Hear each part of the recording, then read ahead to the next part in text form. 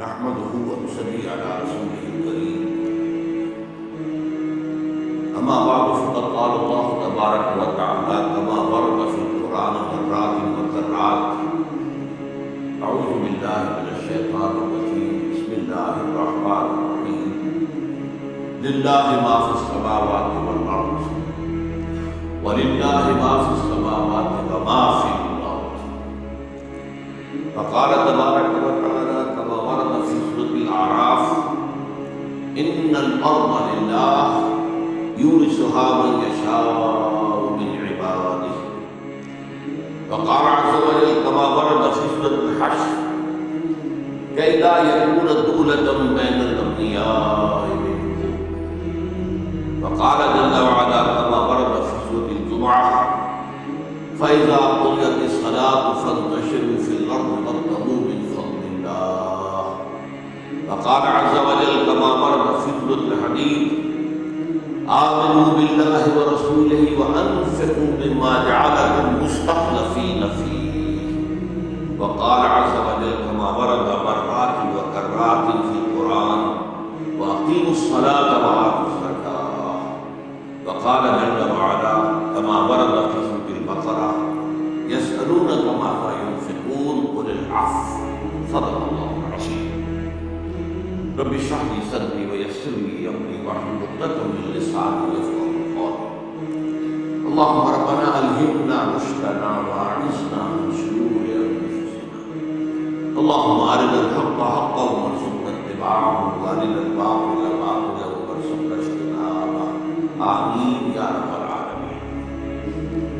میں نے نصرت دیا تھا کہ آج میں اسلام کے معاشی نظام کے بارے میں آپ سے گفتگو کروں۔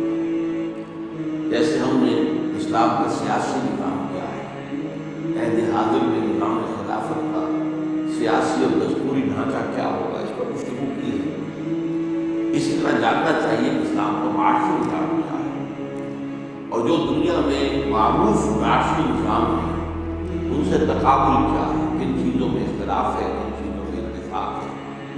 یہ آج کا موضوع ہے اور آپ کو معلوم ہے کہ آج کی دنیا میں معاشیات جو ہے وہ اہم ترین موضوع ہے۔ آج کا انسان کہا جاتا ہے کہ یہ اصل میں اکنامک اینیمل بن گیا ہے، انسان اقتصادی حیوان بن چکا ہے۔ ساری جو سیاست ہے پوری دنیا کی وہ اقتصادیات ہے۔ تو یہ بات اپنی جگہ بہت اہم ہے کہ ہم سمجھیں کہ اسلام کا معاشی نظام کیا ہے۔ اب اس کے ذکر میں بھی جیسا کہ میں نے سیاسی نظام کے بارے میں آپ سے عرض کیا تھا کہ جدید اصطلاحات کے حوالے سے بات نہ کی جائے تو بات کو سمجھانا بہت مشکل ہو جاتا ہے۔ بعض اصطلاحات ہیں جو معروف لوگوں کو معلوم ہے اور ان کے حوالے سے آپ مائنس پلس کر کے بات بتا دیں کہ اس کے اندر یہ مائنس کیا جائے یہ پلس کیا جائے تو ہماری بات بن جائے تو اس سے جو ہے بات کا سمجھنا آسان ہے۔ اب ہمارے سامنے اصل میں دو نظام ہیں جن میں سے ایک کو اس کا انتقال ہو گیا، مر چکا ہے، کمیونزم، لیکن وہ اس دور کا اہم نظام تھا اور ابھی زیادہ دیر اس کو مرے ہوئے نہیں ہوئی ہے اور ہو سکتا ہے کہ دنیا میں دوبارہ یہ مدعا زندہ ہو جائے۔ کیونکہ تاریخی پس منظر کیا ہے، کمیونزم دنیا میں کیوں پیدا ہوا؟ وہ تاریخی تسلسل دیتے رکھے جو بیان کر چکا ہوں کئی دفعہ کہ خود اللہ تعالیٰ نے، اللہ کے نبی نے اور حضور صلی اللہ علیہ وسلم کی جو مثال تھی اور پھر اس کے بعد خلافت راشدہ کی جو عملی مثال دنیا میں آئی اس کے ذریعے سے کچھ اقدار جو ہیں ویلیوز ان کو دنیا میں مشنا سکتا ہے۔ آزادی، حریت، انسان کسی کا غلام نہیں سوائے اللہ کا غلام، کونوا عباد اللہ اخوانا، سب آپس میں بھائی بھائی اور سب اللہ کے بندے ہوتے ہیں۔ تو حریت اس کا ثبوت ہوگا، ایک مساوات میں اعلیٰ قدر ہے، برابری ہونی چاہیے، کوئی اونچ نیچ جو ہے بہت زیادہ اور بہت ہی متفاوت معاملہ نہیں ہو جانا چاہیے۔ تو آپ کو معلوم ہے کہ پہلی چیز کے نتیجے میں فرینچ ریولوشن آیا۔ یہ بادشاہ کون ہوتے ہیں، یہ جاگیردار کون ہوتے ہیں، ہمارے حقوق ہونے چاہیے۔ اس کے نتیجے میں فرینچ ریولوشن آیا تو 200 برس 250 برس دنیا میں جمہوریت آ گئی۔ یہ ہمارا ایک اعلیٰ قدر کی طرف جو ہے انسان کی پیشرفت تھی، لیکن ہوا کیا؟ شیطان نے اس میں جمہوریت میں حاکمیت انسانی جو ہے ڈال کر اس کو کفر اور شرک کر دیا۔ اس پر ہم تفصیل سے گفتگو کرتے ہیں۔ لیکن جب یہ جمہوریت دنیا میں آئی ہے تو اسی زمانے میں انڈسٹریل ریولوشن آ گیا، مشین ایجاد ہو گئی۔ اب اس سے پہلے کیا ہوتا تھا؟ کوئی بیچارہ جو رہا بیٹھا ہوا کرگے کے اوپر وہ کھدر بن رہا ہے، بس ہو کیا ہے، وہ مشین تو نہیں۔ اب کیا ہوا؟ ٹیکسٹائل ملز، کتنے اس کے اندر جو ہے لگے ہوئے کرگے، کتنے اسپنڈل تھے، کتنے وہ تھے، اور یہ سارا معاملہ جو ہے ایک ایک کارخانے میں کئی ہزار آدمی کام کر رہا ہے۔ اب کیا ہوا؟ سرمایہ داری کی لاگت مسلط ہو گئی، اب کارخانے دار مسلط ہو گئے۔ پہلے جاگیردار مسلط تھا، اب کارخانہ دار مسلط ہو گئے۔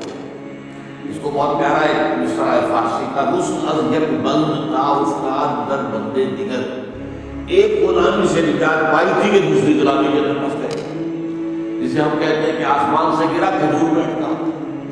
اب جو یہ سرمایہ دارانہ نظام دنیا میں آیا، اس کا رد عمل بیٹھا کمیونزم، اس کا بیڑا غرق کرنے کے لیے سرمایہ دارانہ نظام کہ ایک طرف ایک شخص ہے کروڑوں روپے کا مالک ہے، اور ایک طرف غریب مزدور ہے کہ جو ڈیلی ویج کے اوپر کام کر رہا ہے، اور یہ مستقبل بھونس ہے کہ اس سے زیادہ ہم نہیں دے سکتے، کام کرنا ہے تو کرو، نہیں تو جاؤ، تفاوت۔ یہ جو تفاوت ہوا ہیز اینڈ ہیو ناٹس، سرمایہ دار اور غریب مزدور، اس کا رد عمل تھا کمیونزم۔ اب کمیونزم نے کیا کیا؟ اب یہاں ہمیں جو ہے دونوں چیزوں کا مقابلہ کرنا ہے، کمیونزم ورسس کیپٹلزم، جن میں فرق تھا۔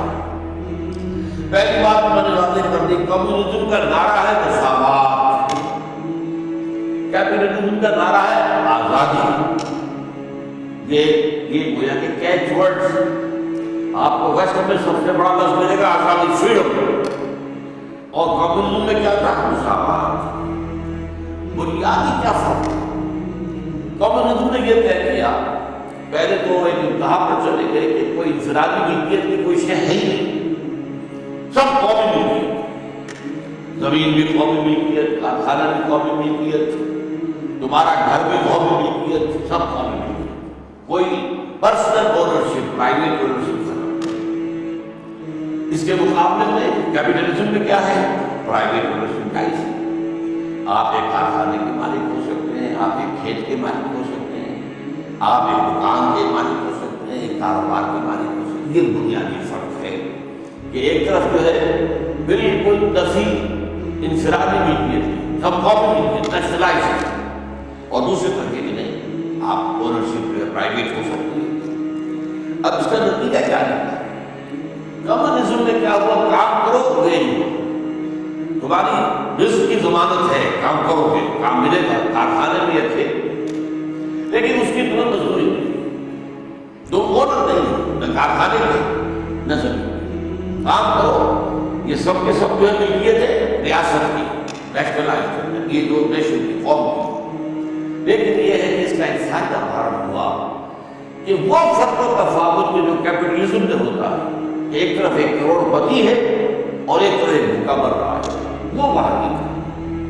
اس پہ یقیناً سب کی بنیادی ضروریات بھی تھی، اگرچہ وہ مساوات کے سب بالکل برابر ہو جائے تو نہیں ہو سکتا۔ آخر ایک سپاہی ہے، ایک کمانڈر ان چیف ہے، کیا ان دونوں کی تنخواہ برابر ہو جائے گی؟ تنخواہ تو ہے، فرق تو ہوگا، لیکن یہ واقعہ ماننا پڑتا ہے کمیونزم کا یہ اچیومنٹ تھی کہ 1 to 30 سے زیادہ فرق نہیں۔ مطلب یہ کہ سپاہی کی تنخواہ اگر 30 روپے ہے تو جنرل کی 900 روپے ہو جائے گی، بس اس سے وہ ہزاروں اور لاکھوں میں نہیں۔ جبکہ کیپٹلزم میں کیا ہے؟ اس کا جو ہمیں نقشہ نظر آتا ہے خود امریکہ کے اندر، مینہٹن ایک چھوٹا سا جزیرہ ہے، میں نے آپ کو بتایا، اس کا جو جنوبی علاقہ ہے اس میں جو ہے وہ جو وال اسٹریٹ کہلاتا ہے، دنیا کے سارے بڑے بڑے بینک وہاں ہیں، دولت دنیا کی سب سے زیادہ وہاں ہے۔ اسی کے شمالی حصے میں لوگ گھیٹوز میں رہتے ہیں، سب ہیومن لیول، ہیومن سے غریب۔ یہ فرق اور تفاوت جو ہے امریکہ میں آپ کو نظر آ رہا ہے آج بھی، یہ روس میں نہیں رہا۔ روس کے اندر باہر ایک فرق جو تھا، بالکل برابر تو نہیں ہو سکتے لیکن بہت کم تھا، تفاوت جو ہے بہت کم تھا۔ اب یہ کہ اس طریقے سے روس میں مساوات تو آئی کسی درجے میں، کامل مساوات تو ممکن نہیں ہے۔ البتہ یہ ہے کہ اس کی ایک بہت بڑی قیمت انہوں نے وصول کی۔ وہ قیمت کیا تھی؟ One party dictatorship, communist party کی حکومت ہو گئی یہاں پر، کوئی اور پارٹی نہیں بن سکتی۔ انتخابات ہوں گے لیکن ووٹ صرف کمیونسٹ پارٹی کے ممبر کے پاس ہوگا، جو کمیونسٹ پارٹی کا ممبر نہیں ہے اس کا کوئی ووٹ نہیں، اور کوئی زبان کھولنے کی اجازت نہیں ہے، تنقید کرنے کی اجازت نہیں ہے۔ جو ہے right of expression and right of association, اپنے اظہار خیال کی آزادی یا جماعت سازی کی آزادی، یہ بھی ختم۔ تو مساوات تو آئی but at the cost of freedom ختم۔ وہاں کیا ہوا امریکہ کے اندر؟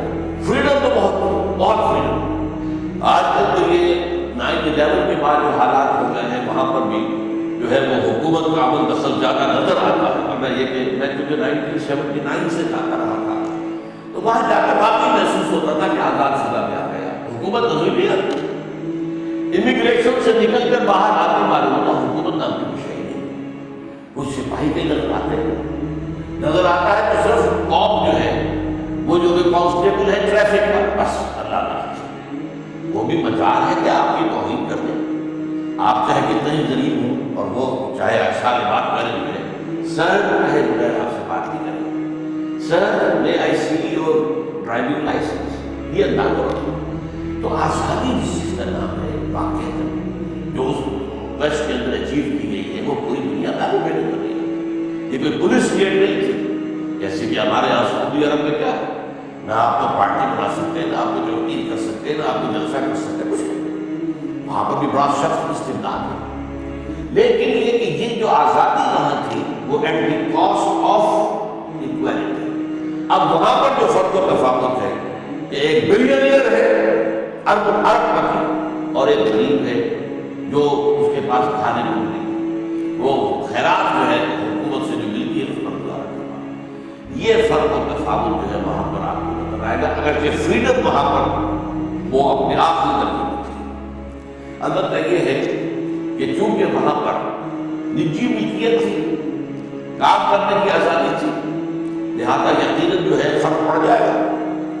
اب اگر آپ لوگوں کو دوڑائیں، آپ دوڑ میں بھی شریک ہیں، چاہے آپ کی کوئی آگے پیچھے نہ ہو تو نہیں ہو سکتی، وہ تو یا تو یہ کیجیے کہ سب کو رسے سے باندھ دیجیے، تب تو نہ کوئی آگے رہے گا نہ کوئی پیچھے رہے گا۔ لیکن اگر فری مارکیٹ ہے، فری بزنس ہے، فری اکانومی ہے تو یقیناً کمپٹیشن میں کچھ آگے نکل جائے گا، کچھ پیچھے رہ جائے گا۔ تو جو پیچھے رہ جائیں گے ان کا بھی تھوڑا بہت بندوبست کیپٹلزم میں کیا گیا، جسے ویلفیئر کہتے ہیں کہ بھائی یہ لوگ بالکل بھوکے نہ رہ جائیں، یہ بھوکے ہوں گے تو بھوکے بیڑی ہمارے پیٹ چاک کرے گا، کچھ نہ کچھ تو کھانے کو دو۔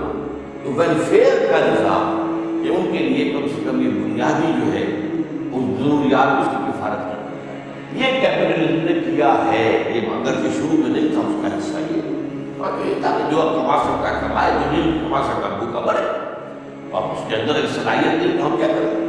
لیکن یہ کہ بعد میں کیپٹلزم کو اسے کہتے ہیں انٹرنل مینجمنٹ آف کیپٹلزم، کہ اس کے اندر سے اس کو مینیج کیا جائے کہ ایسا نہ ہو کہ بالکل بھوکے جو ہے بھیڑی ہے وہ آ کر جو ہمارے جو ہے وہ پیٹ چاک کرے اور ہماری کوٹھیوں پر حملہ ہو۔ اچھا اب سوال پیدا ہوتا ہے، یہ جو پچھلی صدی میں کمیونزم آیا 1917 میں، آغاز میں تو وہ بجلی کی سرنگ کے ساتھ دنیا میں بڑھا ہے۔ روس کے انقلاب کے بعد پورا مشرقی یورپ آ گیا کمیونزم کے اندر، چائنا آ گیا کمیونزم کے اندر۔ یہ ایسے تیز رفتاری سے جا رہا تھا کہ مغرب اور اس کا جو کیپٹلسٹک نظام ہے وہ کام رہا تھا، یہ تو ہمیں ختم کر دیا۔ آپ کو معلوم ہے کہ سائنس میں بھی روس آگے نکل گیا تھا، پہلا خلا باز روس نے بھیجا ہے خلا کے، امریکہ تو بہت پیچھے رہ گیا، اس لیے بہت جو ہے وہاں پر خوف تھا۔ اور 40 برس تک پھر کولڈ وار جسے آپ کہتے ہیں، براہ راست جنگ تو نہیں ہوئی، اس لیے کہ ادھر بھی ایٹم بم تھے ادھر بھی ایٹم بم تھے، جنگ ہوتی تو دنیا تباہ ہو جاتی، دونوں کو معلوم تھا۔ یہ دونوں چیزیں جو اپنے آپ کو تھام کر رکھا خوب رکھا، جیسے آج کیا معاملہ ہے، پاکستان اس وقت جو بچا ہوا ہے تو وہ اپنے ایٹم بم کی وجہ سے بچا ہوا، ورنہ بھارت کبھی کا کھا پی کے اس کو ختم کر چکا ہو، ختم کر چکا ہو ایٹم بم، پتہ ہے اس کے پتہ نہیں۔ ہمیں بھی مقام کے پاس ہے تو گویا کہ براہ راست کا مول لینا جو ہے وہ بہت بڑی رسک کی بات ہے. لیکن یہ ہے کہ 40 برس تک جسے کولڈ وار کہتے ہیں تو جاری ہے. اس کے بعد کیا ہوا؟ کمیونزم مر گیا، نظام فیل ہو گیا اور کیپٹلزم جیت گیا. یو ایس ایس آر ختم، تحلیل ہو گئی، ریاستیں علیحدہ ہو گئی. یو ایس ایس آر کی بڑی قوت ہو گئی. اگر باہر نوجوانوں کو تو اندازہ نہیں ہوگا، میری عمر کے لوگوں کو تو اندازہ ہے. ہم نے تو یہ چیزیں فیزز دیکھی ہیں دنیا کے اندر. 2 سپر پاور ایک دوسرے کے مقابلے اور ساری انٹرنیشنل سیاست، گلوبل سیاست ان کے مقابلے میں چل رہی ہے. یہ نیٹو کیوں بنا، سیٹو کیوں بنا، سینٹو کیوں بنا؟ ہمیں کیوں امریکہ نے جو ہے اپنا بنایا حریف؟ کیوں؟ کنٹینمنٹ آف رشیا پالیسی روک رکھا تھا. اس کو روکنے کے لیے ہمیں پاکستان جو ہے وہ ایک فرنٹ اسٹیٹ بن گئی تھی. لہٰذا امریکہ نے مدد بھی بہت کی ہماری، اس میں کوئی شک نہیں. اگرچہ ایک بات اس نے شروع سے رکھی کہ ہماری کوئی مدد بھارت کے خلاف استعمال نہیں. امریکہ کے ہتھیار ہم نے 1965 کی جنگ کے استعمال کیے تو اس نے پھر بند کر دی، مدد بھی بند کر دی، سینکشن ہم نے لگا دی. کیونکہ یہ پہلے سے شرط تھی کہ جو ہتھیار ہم دے رہے ہیں وہ صرف روس کے خلاف استعمال ہوں گے، وہ بھارت کے خلاف. بھارت یہ ایک الگ ایشو تھا، اس کو میں نہیں چھیڑنا چاہتا. اب سوچنے کی بات یہ ہے کمیونزم کیوں مرا اور کیپٹلزم کیوں جیت گیا. یہ آپ میں سے بہت سے لوگوں کے لیے ہوگا کہ جب یہ یو ایس ایس آر ختم ہوئی اور کمیونزم کی گویا کو موت پاتی، اگرچہ چائنا میں ابھی وہ سسک رہا ہے، ابھی چل رہا ہے، لیکن یہ کہ وہ کمیونزم نہیں ہے جو تھا پہلے آج سے 30 سال پہلے. اس میں کچھ نہ کچھ کیپٹلزم کے اندر بھی چیزیں شامل کر دی گئی. ہاں، ون پارٹی گورنمنٹ اور ڈکٹیٹرشپ وہ 100% ہوئی جو کمیونزم رشیا کا، جو یو ایس ایس آر کا معاملہ تھا. لیکن ویسے ہی کہ ان کے معاشی نظام کے اندر کچھ سرمایہ دارانہ نظام کی باتیں شروع کر دی گئی. لیکن بہرحال وہ کہیے کہ بحث سے کوئی کمیونزم کی بہت باتیں ہو گئی. تو فوکویاما ایک بڑا مفکر ہے امریکہ کا، اس نے کتاب لکھی. وہ جیسے کہ بغلے بجاتے ہیں نا، جو کسی فتح بندی میں اور کوئی خوشی میں آ کر ہم جیت گئے، دی اینڈ آف ہسٹری. معلوم ہوا اس نے کہا کہ ثابت ہو گیا کہ ہمارا نظام سرمایہ دارانہ جو ہے یہی بہترین نظام ہے. دیکھ لو ہمارے مقابلے میں جو کھڑا ہوا ہمارا پڑا ہوا ہے. اس سے ثابت ہو گیا کہ نظام صحیح ہوئی ہے جو ہمارا ہے کیپٹلسٹ. وہ لبرل سیکولر ڈیموکریسی جو جن پر گفتگو کر چکے ان کے نظام کا ایک سیاسی حصہ، ایک معاشی حصہ کیپٹلزم. اس کیپٹلزم کے حوالے سے جب اس کے مقابلے میں قوت اٹھی تھی وہ مر گئی، ختم ہو گئی.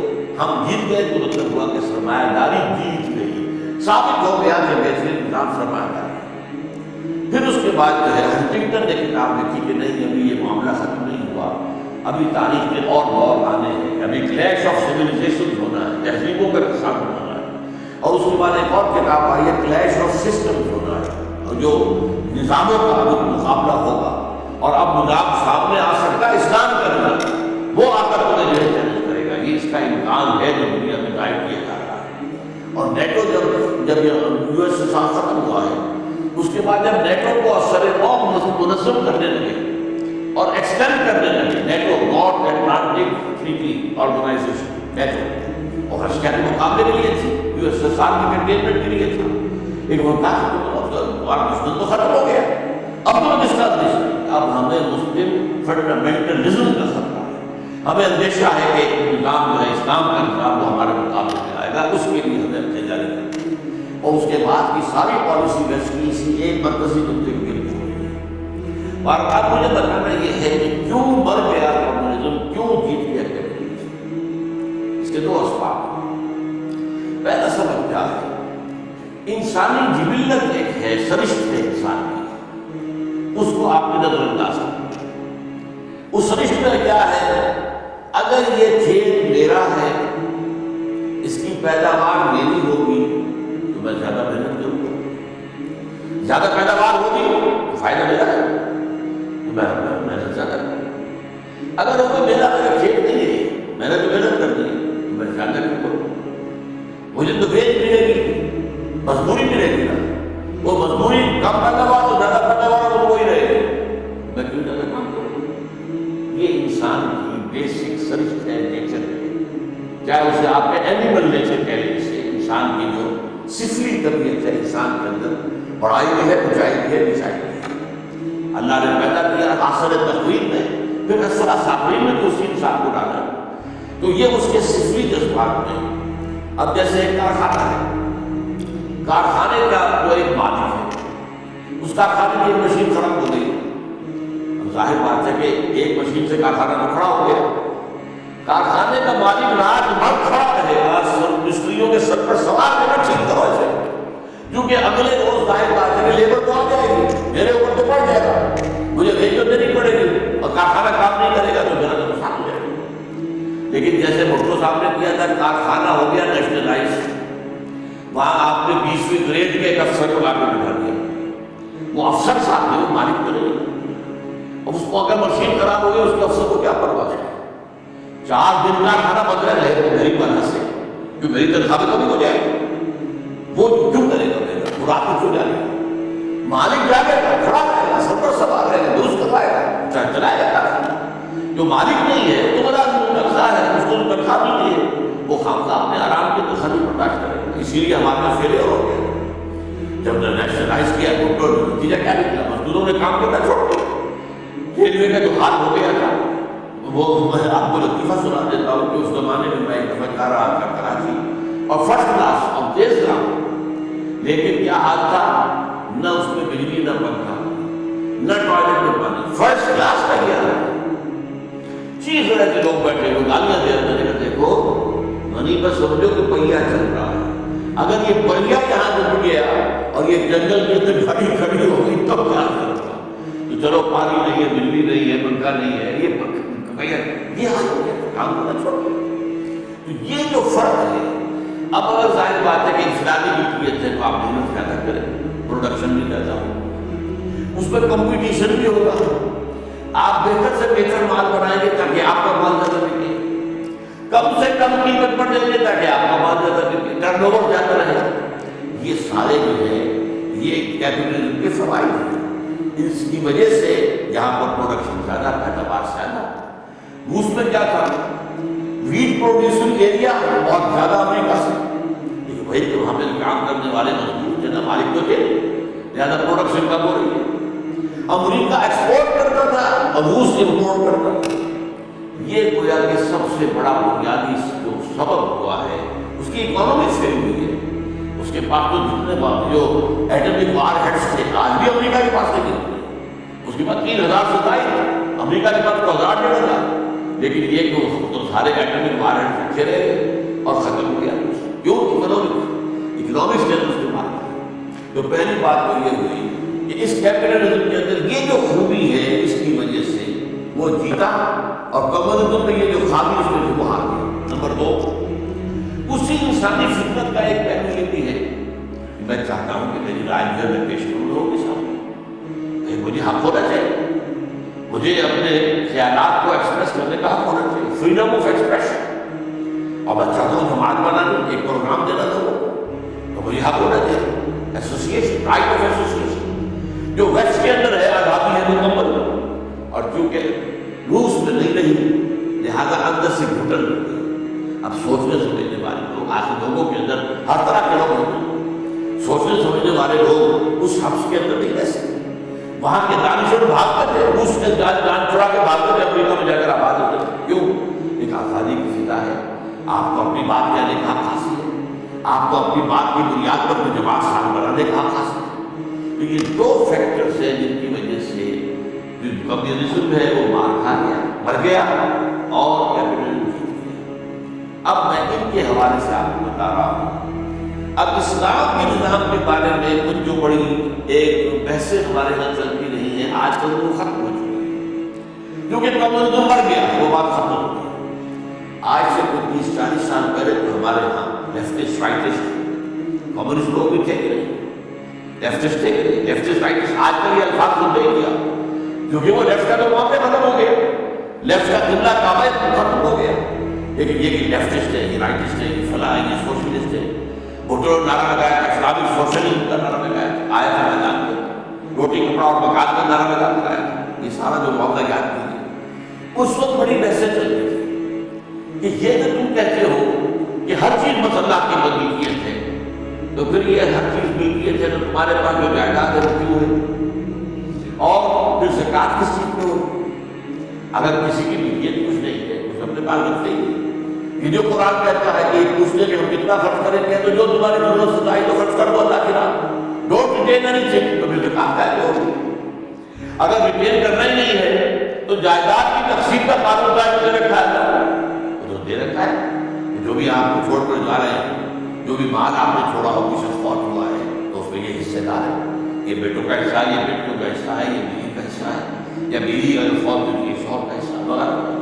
تو یہ بڑی کنٹروورسیز تھی ہمارے ہاں، اور کچھ لوگ جو کہ سوشلزم اور کمیونزم کو اسلام کے مطابق ثابت کرنا چاہتے تھے وہ ان چیزوں کا سہارا لیتے تھے۔ یہ چیزیں جو ہے جب تو اس میں ملکیت تو اللہ کی ہے، کسی اور کی ہے ہی نہیں، اور ان الارض للہ ہمارے ابھی احکام کو سنائی، زمین اللہ کی ہے، یہ کسی زمیندار اور کسی جاگیردار کی نہیں ہے، کسی اور چھوٹے زمیندار کی بھی نہیں، زمین کو بخشے سنائی سمجھے وغیرہ وغیرہ۔ اب اس کا حل کیا ہے؟ وہ ہے جو میں آپ کے سامنے رکھ رہا ہوں، اور بڑی عجیب سی بات میں کہنے لگا ہوں، اس کو ذرا غور سے سنیے۔ اسلام کے معاشی نظام ایک نہیں دو ہے۔ ایک ہے روحانی سطح، اسے ایمانی کہیں، احسانی کہیں، روحانی کہیں۔ ایک ہے قانونی سطح، ان دونوں میں کافی انتشار ہے۔ اب اس کی ایک مثال آپ کو باہر سے دے دوں تاکہ پھر یہ بات سمجھ جائے۔ دیکھیے ایک شخص نے آپ کو تھپڑ مارا، اب اگر تو آپ ہے کمزور اور وہ ہے بہت ٹھاڑا، تو کہنے درویش بڑھ جانے درویش آپ بدلہ نہیں دے سکتے، ٹھیک ہے؟ فرض کیجیے آپ اتنے طاقتور ہیں کہ بدلہ دے سکتے۔ اب آپ کے سامنے دو راستے، ایک روحانی راستہ ہے معاف کر دو، عفو درگزر، تمہارے اندر روحانی طرف ہو پیدا ہوتا ہے، اور عافین عن الناس، لوگوں کو معاف کرنے والے، بھائی تعفو وتصفحوا وتغفروا فإن اللہ غفور رحیم۔ اگر تم معاف کر دیا کرو، بخش دیا کرو، اور نظر انداز کیا کرو لوگوں کے زیادتی کو، تو اللہ بھی تو بخشنے والا ہے نا۔ تم نہیں چاہتے اللہ تمہارے گناہ بخشے، تمہیں لوگوں کو بخشے۔ دوسرا مطلب دوسرا کیا راستہ ہے؟ بدلہ دو، احساس کی جائز بدلہ دے سکتے ہو۔ اب دیکھیے ایک ہے قانونی نظام، دنیا کے قانونی نظام کے لیے بدلہ ضروری ہے، ورنہ آج آپ نے اس کو چھوڑ دیا کہ وہ کسی اور کو بھی تھپڑ مارے گا، آج آپ کو مارا کل کسی اور کو مارے گا، وہ تو مجرموں کی حوصلہ ظاہر ہے۔ وَلَكُمْ فِي الْقِصَاصِ حَيَاةٌ يَا أُولِي الْأَلْبَابِ، ہے ہوش مندو، قصاص میں زندگی ہے، معاشرہ قصاص پر قائم رہ سکتا ہے، عفو پر نہیں۔ ہاں عفو، جبکہ آپ بدلہ لینے پر قادر ہیں، اگر معاف کرتے ہیں تو روحانی طرف کو آپ کو حاصل، یہ انڈیویجول ہے، روحانیت انڈیویجول ہوتی ہے، انفرادی سطح پر آپ کو ترفع حاصل ہو جائے گا عفو کی وجہ سے، لیکن معاشرے کی بہتری کس میں ہے؟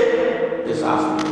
وَلَكُمْ فِي الْقِصَاصِ حَيَاةٌ يَا أُولِي الْأَلْبَابِ۔ اب قرآن مجید ایک طرف عفو اور درگزر کی تلقین بھی کر رہا ہے، ایک طرف کہتا ہے بدلہ لینے میں زندگی ہے، تو بظاہر تضاد ہے، لیکن تضاد نہیں ہے، دونوں کا بہت مختلف ہے۔ ایک دنیا کے نظام کے اعتبار سے بات ہو رہی ہے، اور ایک انفرادی روحانیت کے اعتبار سے بات ہو رہی ہے۔ بالکل یہی معاملہ ہے اسلام کے معاشی نظام۔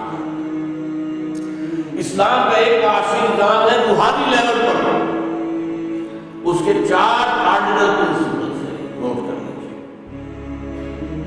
للہ ما فی السماوات و ما فی الارض، آسمان اور زمین کی ہر شے اللہ کی ملکیت ہے۔ ملکیت انسانی کی نفی، نہ انفرادی نہ قومی، نفی، پہلی بات ایمان کو اس پر ہے، ہر شے اللہ کی ہے، آسمان و زمین کی ہر شے اللہ کی ہے، اور جو تمہارے پاس ہے وہ اللہ کی امانت ہے، تم مالک نہیں۔ این امانت کے روزہ مثل باس، در حقیقت مالک ہر شے خدا۔ یہ جو کچھ بھی ہے میرے پاس، یہ تو یہاں تک کہ آپ کا یہ جسم، یہ بھی آپ کے پاس اللہ کی امانت ہے، یہ ہاتھ اللہ نے آپ کو دے رکھا ہے، امانت ہے، اس کا غلط استعمال اگر ہوگا تو کیا ہو جائے گا۔ یہ آنکھیں اللہ نے دی ہیں، کسی نامحرم عورت کو ایک دفعہ تو دیکھ لیا، اچانک دوبارہ کمر پلٹ کر دیکھا تو پکڑے جاؤ. یہ آنکھ کا غلط استعمال، یہ اللہ کے معنی. پہلی بات کیا ہوئی؟ ملکیت تامہ صرف اللہ کی، انسان کے لیے کیا؟ صرف اللہ. نمبر 2، اب دیکھیے کس قدر انقلابی قسم. تم چاہے محنت کر رہے ہو کھیت میں، چاہے دکان پر، چاہے کارخانے میں، چاہے کسی دفتر میں بزنس کر رہے ہو، چاہے ڈاکٹری کر رہے ہو، چاہے انجینئرنگ کر رہے ہو، جو کچھ تمہیں ملے اسے اپنی کمائی نہ سمجھنا، وہ فضل. سمجھ رہے بات؟ فضل میں اور کمائی میں کیا فرق ہے؟ آپ نے مزدور رکھا ہے 100 روپے مزدوری کر دی، شام کو آپ کو 100 روپے دینا ہے. آپ نے دیکھا کہ ایک مزدور جو ہے وہ بہت محنت سے کام کیا، آپ نے اس کو 10 روپے اور دے. یہ 10 روپے کیا ہے؟ فصل. 100 روپے کیا تھا؟ اس کی کمائی. 100 روپے تو محنت سے طے ہوئے تھے، اس کی کمائی تھی. لیکن 10 روپے مزید آپ نے دیے تو یہ فصل جو بلا استحقاق. ظاہر بات ہے وہ مزدور کلیم نہیں کر سکتا، کلیم تو کرے گا 100 روپے، 10 مزید تو نہیں مان سکتا. تو اللہ نے جو کچھ تمہیں اللہ دے، چاہے وہ ملازمت میں تنخواہ مل رہی ہے، چاہے کارخانے میں کما رہے ہو، چاہے زمین سے کما، وہ اللہ کا فضل ہے، کسب نہیں ہے. کسب تو ہے نیکی کمائی تو وہ کسب ہے، بدی کمائی تو وہ کسب ہے. لہا ما کسبت علیہا ما اکتسبت. نیکی کمائی ہے اسی کے لیے، وہ بدی کمائی ہے. کسب جو ہے وہ در حقیقت ہے انسان کے اخلاقی اعمال کے لیے. مال جو بھی انسان کماتا ہے جسے ہم کمائی کہتے ہیں، وہ کمائی نہیں ہے، فضل. نمبر 4، اس فضل میں دوبارہ حق صرف تمہاری ضروریات ہے. جو ضرورت سے زائد ہے وہ اللہ نے دوسروں کا حق تمہارے پاس ڈال دیا ہے تمہارے امتحان کے لیے. یا تو یہ کہ یہ دے کر دوسروں کو، غریبوں کو، فقراء کو، مساکین کو حق حقدار نصیب کر دو، ورنہ یہ کہ گویا کہ غاصب. لہٰذا یہ 4 باتیں کیا آپ نے سوچا کبھی باتوں پر غور کیا؟ اب آپ نوٹ کیجئے جو قانونی نظام ہے وہ کیا ہے؟ آپ کی ملکیت ہو سکتی ہے، قانونی ملکیت. آپ کی دکان بھی ہو سکتی ہے، مکان بھی ہو سکتا ہے، کارخانہ بھی ہو سکتا ہے، یہ قانونی ہے. لیکن روحانی طور پر ملکیت اللہ ہمارے پاس کمانا، جو کچھ ہمیں ملتا ہے وہ اس کا فضل، ہمارا کسب ہے. کسب ہوتا تو ہم کہتے ہیں میں نے کمایا ہے جس میں چاہوں خرچ کروں، نہیں. فضل ہے اللہ کا فضل ہے. یہ جو تمہارا قائد حقہ کیا ہے؟ ضروریات. یسألونک ماذا ينفقون قل العفو. اے نبی آپ سے پوچھتے ہیں کہ یہ بار بار کہا جا رہا ہے انفقوا انفقوا انفقوا، کتنا خرچ کریں، کہاں خرچ کریں؟ کہتے ہیں جو بھی ضرورت سے زائد ہے دے ڈالیں، ڈونٹ ریٹین اٹ. اب آپ نوٹ کیجئے حضور نے زندگی اس سطح پر گزاری. کبھی پیسہ رکھا اپنے پاس؟ صحابہ میں سے بھی ایک بہت بڑی جماعت تھی جنہوں نے اس سطح پر زندگی گزاری، جنہیں ہم فقراء صحابہ کہتے ہیں. یہ جو اصحاب صفہ کے یہ کون تھے؟ کوئی کمائی کرتے تھے؟ کسی کی کوئی جائیداد تھی؟ اور بڑے صحابہ میں سلمان فارسی، جن کے بارے میں حضور نے فرمایا سلمان منا اہل بیت، سلمان بھی ہمارے اہل بیت میں سے. ابو الدرداء یہ کون؟ فقراء، کچھ پیسے نہیں کرتے. آپ سوچئے اگر میں ایک بات آپ سے کہہ رہا ہوں تو آپ مجھے ہو سکتا ہے کہ آپ آدمی سے کہوں تو میرا سر پھاڑ دے گا. حضور نے زندگی بھر زکات نہیں دی. کیا کہہ رہے ہیں؟ اسلام کا حکم زکات، اور حضور نے نہیں دی بھائی. اس لیے کہ زکات تو ہوتی ہے کہ وہ مال جمع ہوا آپ کے پاس، مال رکھا ہی نہیں تو زکات کس بات کی؟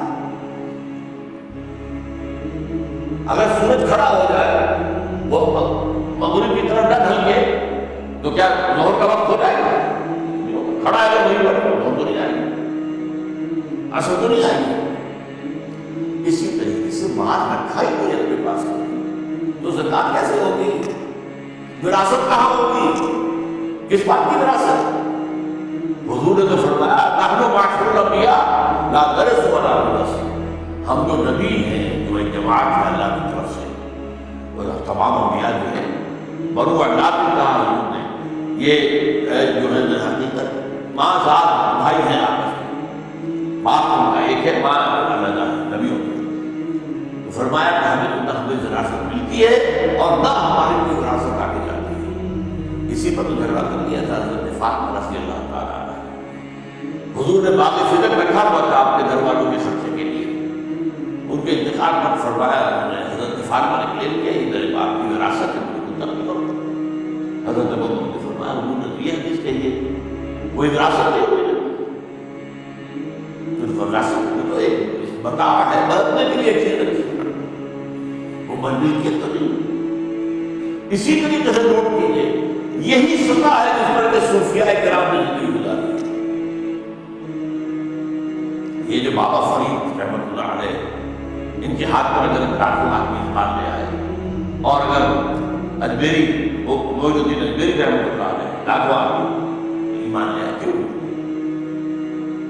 پانی کے اندر نمک ڈال کر اس سے سوکھی روٹی کھاتے، کیا انہوں نے کوئی جائیداد بتائی؟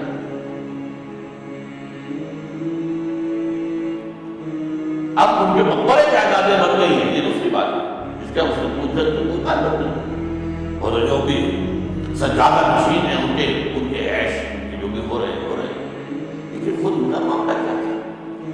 تو حضور کی زندگی کیا تھی اس روحانی سطح پر؟ ملکیت اللہ، ہمارے پاس جو کچھ ہے صرف امان، جو کچھ ہم کمائیں عام عرف عام میں وہ ہماری کمائی نہیں ہے، وہ فضل ہے، اس میں ہمارا جائزہ صرف ہماری ضرورت ہے، ضرورت سے زائد دے دیں فارغ اللہ رسی فی اموالہ حق للسائل والمحروم، مال تو تمہیں بھی آتا ہے لیکن اس میں حق رکھا ہوا ہے سائل والمحروم کا، وہ ادا کر دو ورنہ تم ذاتی شمار۔ یہ ایک مکمل نظام ہے۔ حضور اور فقراء صحابہ اور بعد کے دور میں صوفیاء کرام، انہوں نے اس سطح پر زندگی گزاری۔ لیکن اب اس کو میں کیا کہوں گا، highest and purest form of spiritual socialism، یہ روحانی سوشلزم ہے، سوشلزم عوام، یعنی یہ کہ ساری دولت جو ہے وہ انفراد کی بجائے تقسیم ہو جائے، اس کی جو ہے اس کا خیر لوگوں کے اندر پھیل جائے، کہے گا یہ پورا دولت مند بیٹھنا کیا ہے جن کو، یہ تمہارے صرف دولت مندوں کے درمیان جو ہے دولت کی رٹھے نہ ہوتی ہے کہ ایک کروڑ پتی کی بیٹی لاکھوں کا گھیز دے کر دوسرے کروڑ پتی کے ہاتھ میں چلی گئی، دولت جو ہے چلی تو صحیح، ادھر سے ادھر گئی، دیکھ لیا امیروں کے درمیان الٹ پھیر دے، یہ نظام اللہ نے کیا۔ اب آئیے لیگل لیول پر کیا ہے اسلام، کنٹرولڈ کیپٹلزم، انفرادی ملکیت، یہ کھیت تمہارا ہے، یہ جو کارخانہ ہے تمہارا ہے، دکان تمہاری ہے، جو کماؤ گے تمہارا ہوگا، البتہ حلال سے کمانا حرام سے نہیں، یہ ہے اصل جو بعد میں بات ہوگی، وہ کنٹرول، جیسے میں نے کہا کہ گھوڑا بنا ہوا ہے، ایک دائرہ وجود میں آ گیا، دائرے سے آگے نہیں جا سکتا، یہاں دائرہ ہے 4 چیزوں سے بنتا ہے، اس دائرے کے اندر محنت کرو، کوشش کرو، جدوجہد کرو، بھاگ دوڑ کرو، کماؤ، اور اس میں فری اکانومی کے سارے اصول موجود ہیں، پرائیویٹ اونرشپ بھی ہے، کمپٹیشن بھی ہے، مقابلہ بھی ہو رہا ہے، ظاہر بات ہے ہر شخص جو ہے اپنے کارخانے کی چیز کو بہتر ڈیولپ کرنا چاہے گا، اور کمپٹیشن ہوگا تو قیمتیں خود بخود گرے گی، مارکیٹ جو فورسز ہے، ڈیمانڈ اینڈ سپلائی، ڈیمانڈ اگر زیادہ ہے سپلائی کم ہے قیمتیں چڑھ جائے گی، چڑھنے دو، یہ نیچرل پروسیس ہے، اگر ڈیمانڈ جو ہے کم ہو گئی ہے اور سپلائی زیادہ ہو گئی قیمتیں گرے گی، چڑھنے دو، یہ نیچرل پروسیس ہے۔ آج آپ کسی کو ملازم کرتے ہیں لیکن آپ اگر 2 دن کے بعد دیکھتے ہیں کہ یہ تو کام نہیں کر رہا صحیح تو آپ فائر کر سکتے ہیں، جب چاہے ملازم کر کے جب چاہے نکال دیں۔ یہ سارا جو ویسٹرن کیپٹلزم کی کامیابی کا راز جس چیز میں ہے وہ ساری چیزیں اسلام کے اندر موجود، لیکن کنٹرول کیا ہے، یہ ہے اصل بات۔ سود حرام،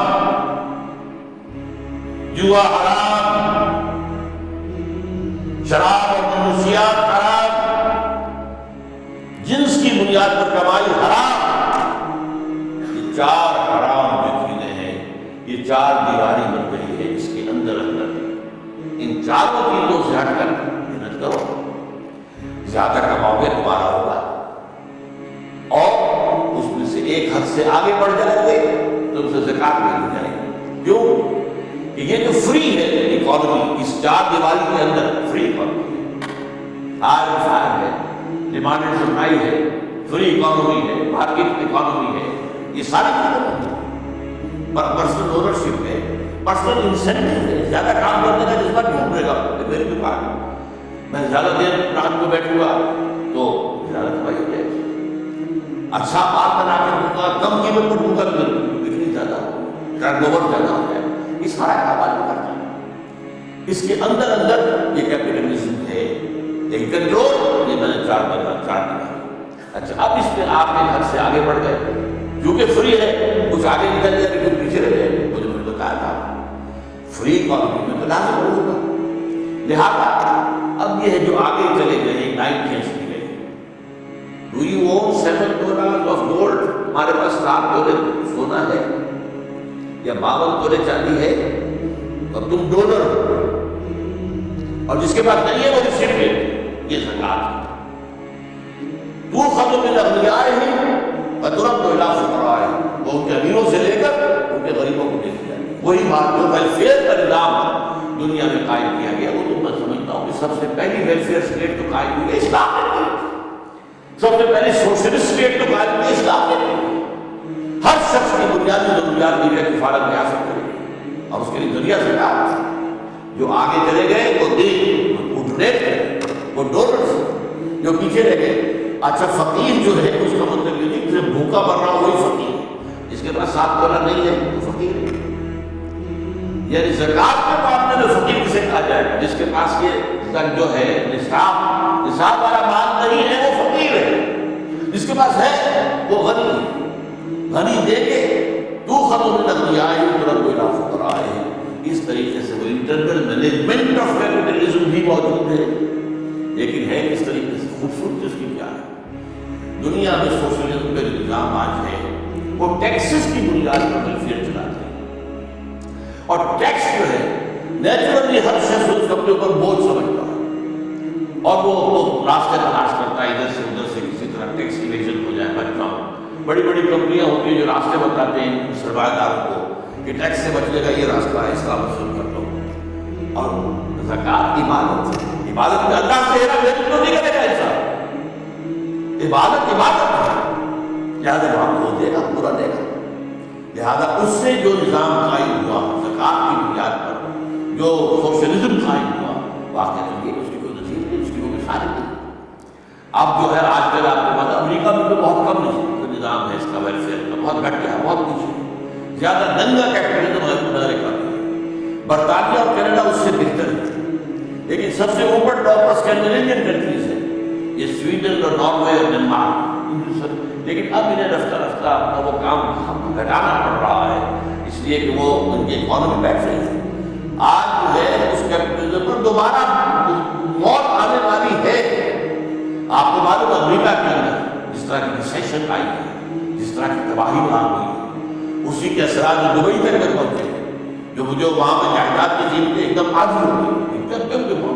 کتنے لوگ پہلے دبئی چلو ہوتا تھا، اب دبئی سے نکل کے آ رہے ہیں۔ یہ سارا معاملہ جو ہے کیپٹلزم، تم کو یہاں نے کہا تھا کہ فتح ہو گئی ہماری، کیپٹلزم بھی دنیا کا نظام ہے، لیکن آج دنیا کے سامنے یہ ہے کہ سوچنا پڑ رہا ہے کہ نہیں، یہ کیپٹلزم جو ہے ننگا کیپٹلزم، یہ چلنے والا نہیں ہے، دوبارہ ہم کو سوشلزم کی سوچ رہے ہیں۔ اعلیٰ ریاست میں یہ موقع ہے، اس وقت انسان ایک کراس روڈ پر آ گیا، کدھر جائے؟ پہلے اگر کیپٹلزم ناکام ہوا تھا تو کمیونزم آیا، کمیونزم ناکام ہو گیا تو پھر کیپٹلزم آ گیا، اور یہ گلوبلائزیشن کی شکل میں عالمی یہ ہے سرمایہ دارانہ نظام، لیکن اس کے خلاف رد عمل پیدا ہوگا، اور یہی موقع ہے جب کی ضرورت ہے اس بات کی کہ اسلام کا معاشی نظام دنیا کے سامنے پیش کرتے ہیں۔ یہ یوں سمجھیے کہ ماسٹر اسٹروک سے چار، سود حرام، جوا حرام، منشیات حرام، اور جنس کی بنیاد پر کمائی، چاہے وہ پروسٹیٹیوشن ہو، چاہے وہ آپ جنسی جذبات بھڑکا کر فلمیں دیکھنے کے لیے لوگوں کو آمادہ کریں، اس سے نہیں کریں، پھر سارا بزنس طے کر رہا ہے۔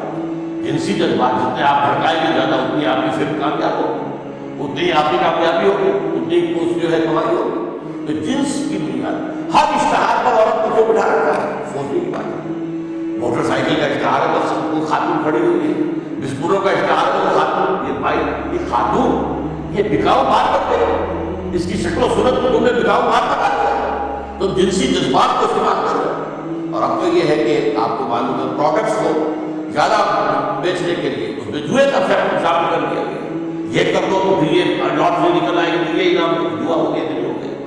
آپ نے جوئے کے ذریعے سے اپنے پروڈکٹ کو جو ہے وہ آپ لوگوں کے اندر آپ کرنا چاہتے ہیں۔ یہ چار چیزیں حرام کر دی جس سے سرمایہ اس کو کہوں گا سرمایہ چینج ہو گیا، زنجیر میں کس لیا سرمایہ کو۔ سرمایہ صرف سرمایہ کی حیثیت سے کمائی نہیں کر سکے گا، اس کا نام سود ہے، رکھا ہوا بینک کے اندر بڑھتا جا رہا کوئی محنت شامل نہیں، کوئی حرام۔ اور اسلام میں جتنا حرام سود ہے اتنی حرام کوئی اور شے نہیں۔ لیکن جب تک مغرب جو ہے اس بات کو نہیں سمجھے گا اس کا معاشی مسئلہ حل نہیں ہوگا۔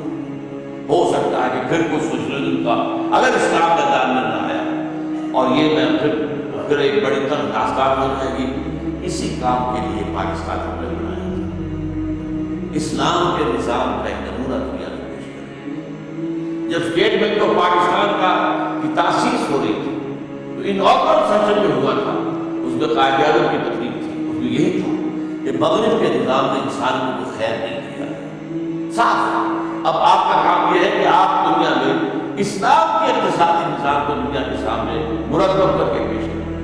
یہ کام تو اسلام اس لیے اپنے پاکستان بنایا تھا، لیکن ہم نے تو در حقیقت اس بات کو ہم بھول گئے جو دنیا میں چل رہا ہے، جو دنیا میں سودی نظام ہے وہی ہمارا ہوگا، جو جوا وہاں ہے وہی ہمارے یہاں ہے سب۔ اب تو پروسٹیٹیوشن کو کہہ دیا گیا ہے کہ آپ اسے کعبہ کبھی کہیں نہ بلکہ کہیں کہ یہ اصل ہے سیکس ورکرز۔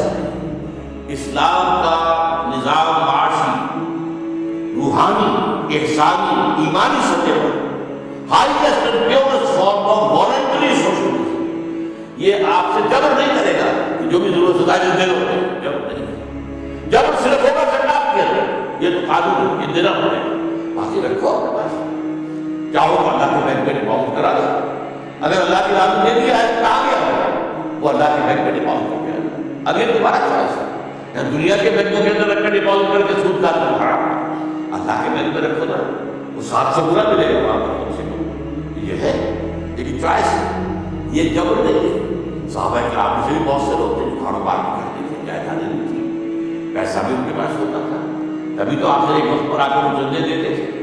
اگر غزوہ تبوک کے موقع پر حضرت عثمان نے اتنی دولت پیش کر دی تو کہاں سے آ گئی تھی؟ کہیں جمع ہوئی نہیں کرتی تھا۔ لہٰذا وہ ایک لیگل لیول پر اسلام کا معاشی نظام کنٹرولڈ کیپٹلزم، کنٹرول کس کا ہے؟ سود حرام، جوا حرام، رشویات حرام، جنسیات حرام، اور جو اس کا روحانی لیول ہے اس پر یہ highest form, purest form of socialism, but voluntary, خود اختیاری، اپنی مرضی سے سب کو دے دو اللہ کے، یہ ہے۔ بہرحال یہ دو ہے اصل میں لیول، ان کے حساب سے پھر اس سامنے جو مسائل پیدا ہو گئے تھے اس زمانے میں، اور ہو سکتا ہے وہ دوبارہ پھر زندہ ہو جائے، اس لیے کہ ہم پھر محسوس ہوتا ہے کہ دنیا میں پھر مقابلہ جو ہے معاشی نظاموں کا دنیا میں پھر آنے والا ہے۔ اس حوالے سے ان چیزوں کو اچھی طرح سمجھنے کی ضرورت ہے۔ در حقیقت میں کوئی اسلام میں تضاد نہیں ہے، اسلام میں دو لیول رکھتی ہے، اپر لیول والنٹری آپ کی مرضی پر ہے، جبر نہیں ہے، لوور لیول پر قانون استعمال کیا جائے گا، سود حرام کیا جائے گا قانون پر، اور جو حرام کیا جائے گا وہ سزا دی جائے گی، پھیلا جائے گا، یہ ہے اصل میں جو نظام